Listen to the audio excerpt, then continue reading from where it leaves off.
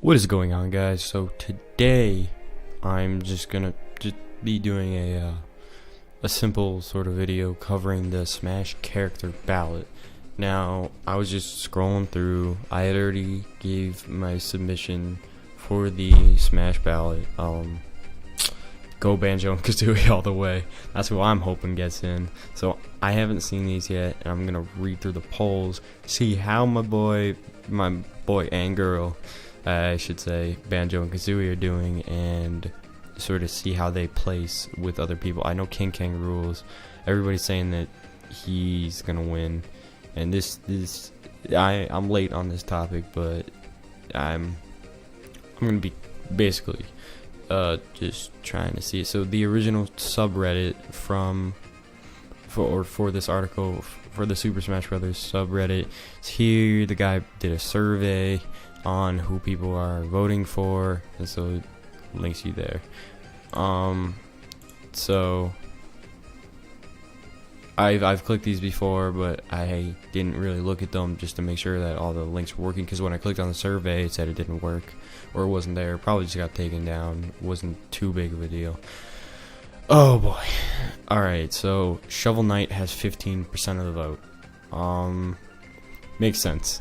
I don't want him over Banjo and Kazooie, but I would not be disappointed if Shovel Knight made it into the game, because I love Shovel Knight. It's a great game. If you haven't played it, you should play it. So that wouldn't be too bad. And so it would be cool to have another flat type character, because bringing Shovel Knight in, you'd have to make him, maybe he'd be like the first pixelated character. I don't know, maybe they make him more like Pac-Man where he's a 3D character, but I think it would be cool to have him as a flat character, like what they did with Game & Watch. Just having him flat, so like if you pause and then if you've played Smash before, you can rotate the camera and you can see the character model better. And so Game & Watch is just flat. I think that would be a really cool design with Shovel Knight, but just making him like pixelated, jagged around the edges. Game & Watch isn't really that, he's sort of smooth, but that makes sense just dating back to what his games were.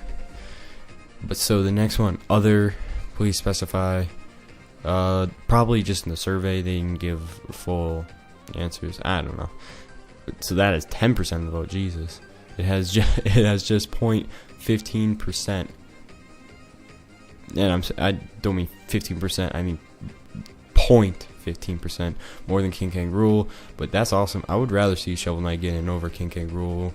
Everybody keeps saying that he's likely to get in, but then there are the naysayers who say, like me, who say, well, maybe he's just a little too big. I think he would work, but he seems a little too big. Donkey Kong already is a big character, and King Kang Rule is bigger than Donkey Kong.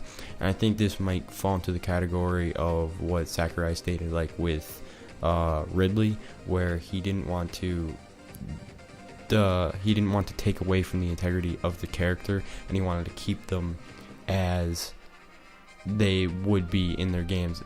Maybe come out with another Donkey Kong stage and have King K. Rool as a boss. He's out there throwing barrels. That might actually be really cool. I would love to see that. I don't necessarily know if I'd like to see him as a playable character. Snake. Alright, so these I'm sort of iffy on. Snake, Wolf, and Ice Climbers, and there might be more like Roy. I don't think they should count these in the ballot. I think that they'll probably just get put in. Wolf, if not just get put in as a alternate character skin to Fox. I don't think that they should put them in the game, or in the sorry, I think they should put them in the game, but I don't think that they should be in the ballot as these characters, because it seems like they're sort of taking up a space that new characters to the franchise could already be. These guys are already veterans. People have already ranted. I bring him up a lot. Etika, he's already ranted about this. I think they'll come out as DLC characters, honestly, like Lucas, Mewtwo. I think these guys are on the same sort of track. So I don't know, I'm just gonna sort of discard them, not really pay too much attention to them. But Snake, yeah, out of all of them, I would like to see Snake the most, because he seems the least clone-like. Snake and Ice Climber seem the least clone-like of all these other characters that were previous veterans. Wolf, sort of like Fox. Roy, like almost any other. Actually, to be fair, he's only sort of like Ike and Marth. Not, I mean, you've brought in Lucina, sort of, but you have Robin, and Robin's completely different from all the other ones. So I mean, that's pretty cool.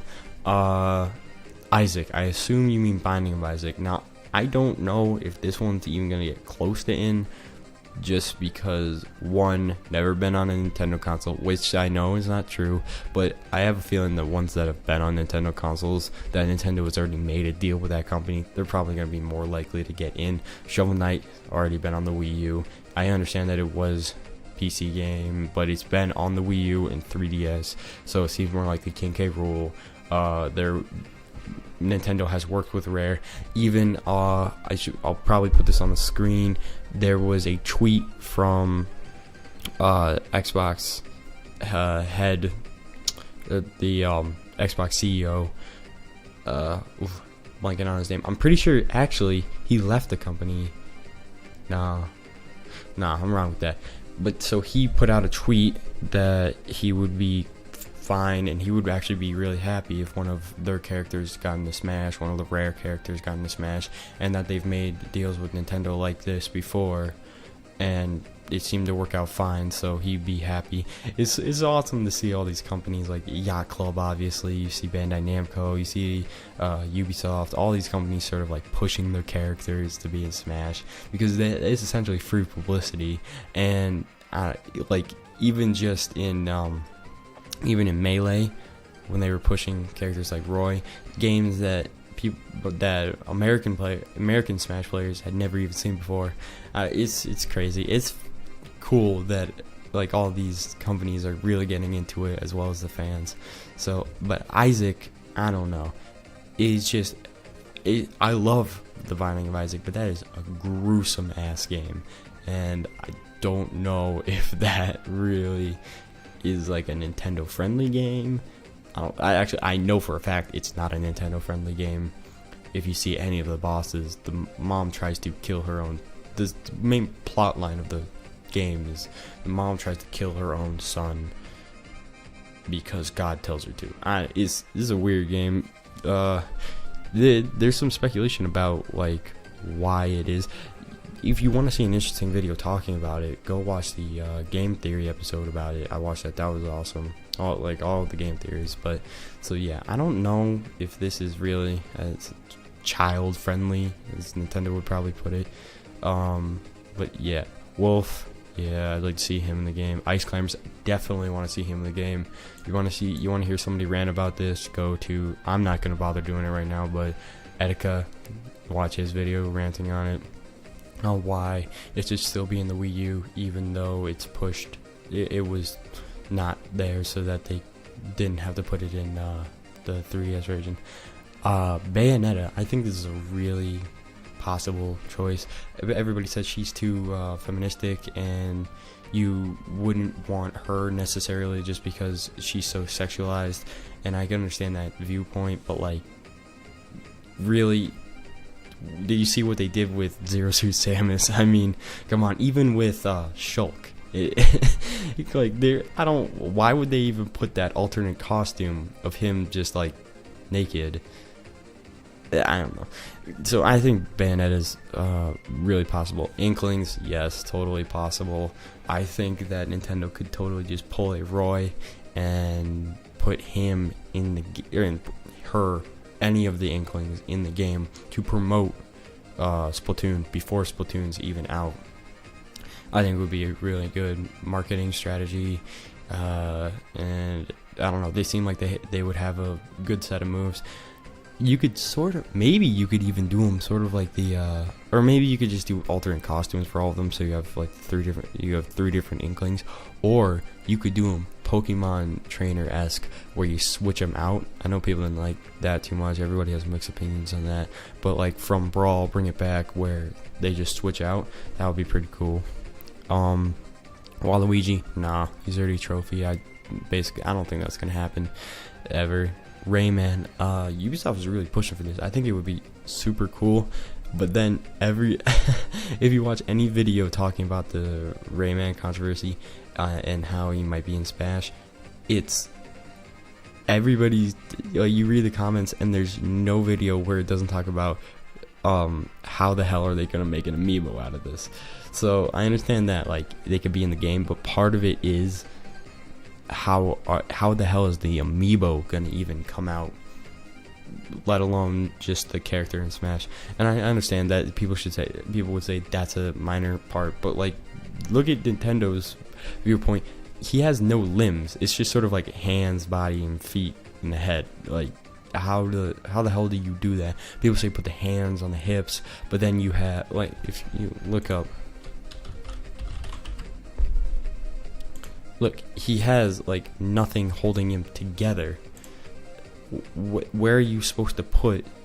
Where are you supposed to do anything with his body? I don't know. It's crazy. But then you look up Rayman. Everybody's already made. I think it's awesome that people have already made the amiibos for him. But you just sort of do like this. Really? Just what the fuck are you? I don't know. It's weird. Alright, sorry guys, the video is getting a little too long, so I'm just going to cut it short, because there's a lot more people to talk about, and I really want to talk about all of them. Fucking Pichu. So, I'll come back and I'll make a part 2, possibly a part 3, if I really want to get in depth with all these fucking Ryu, already in the game, man, jeez. This stuff is some old shit, but so yeah, I will. Cat Mario, are you fucking? Alright, but so I'll end it here, and then I will make a part 2 addressing some of the other characters that aren't in aren't in the first part. Alright, so peace.